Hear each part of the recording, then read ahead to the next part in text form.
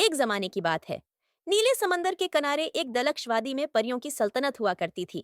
وہاں کے راجا ماہنور اور رانی سروریا اپنی خوبصورتی اور نرمی کے لیے مشہور تھے، مگر ان کی آنکھوں میں ایک اداسی بسی رہتی تھی۔ ان کی ننھی بیٹی عالیہ پیدا ہوتے ہی ایک پراسرار حادثے کے باعث انسانی دنیا میں پہنچ گئی۔ ایک صبح سمندر کے ساحل پر ایک بچی ملی، نرم چادر میں لپٹی، چہرے پر چمک جیسے چاندنی کی ہو۔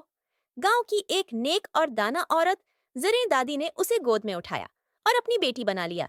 زریں دادی ہمیشہ عالیہ سے کہتی، بیٹی تمہاری روح خاص ہے، اپنی روشنی چھپائے رکھنا، ہر دل تمہاری چمک کو سمجھ نہیں پاتا۔ عالیہ بڑی ہوئی تو عام انسانوں جیسی زندگی گزارنے لگی، مگر اس کے آس پاس ہمیشہ ایک نرمی اور جادو کی سی خوشبو رہتی۔ جب وہ پھول کو چھوتی تو وہ فوراً کھل اٹھتا، جب وہ روتی تو بارش برسنے لگتی۔ زریں دادی سب جانتی تھیں مگر کبھی کچھ نہ کہا۔ وقت گزرتا گیا اور عالیہ 21 سال کی ہو گئی۔ اسی رات چاند غیر معمولی طور پر روشن تھا۔ ہوا میں سرگوشیاں تھیں جیسے کوئی اسے پکار رہا ہو۔ اچانک عالیہ کے ہاتھوں سے روشنی پھوٹنے لگی، نیلی، شفاف اور چمکتی ہوئی۔ زریں دادی گھبرا گئیں مگر پھر نرم لہجے میں بولیں، بیٹی اب وقت آ گیا ہے تمہیں جاننے کا کہ تم کون ہو۔ تم پریوں کے راجا اور رانی کی بیٹی ہو۔ میں نے تمہیں پالا مگر تمہارا جنم آسمان کی سلطنت میں ہوا۔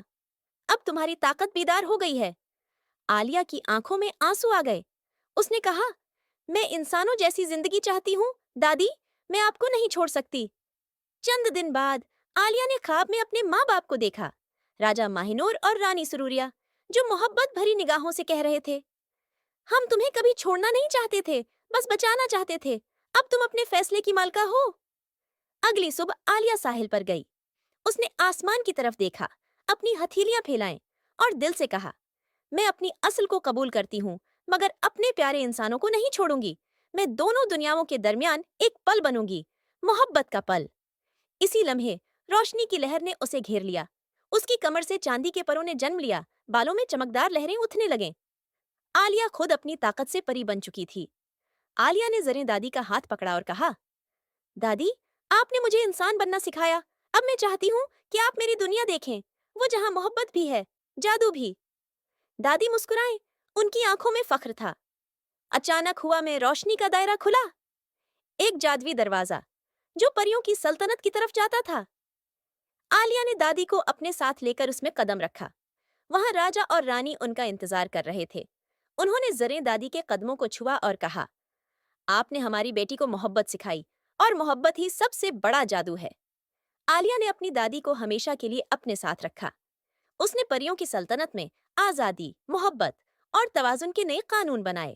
انسانوں کے لیے اس نے آسمان پر ایک دن مقرر کیا جسے چاندنی میلہ کہا گیا، جب انسان آسمان کی طرف دیکھتے اور اپنے دل میں روشنی محسوس کرتے۔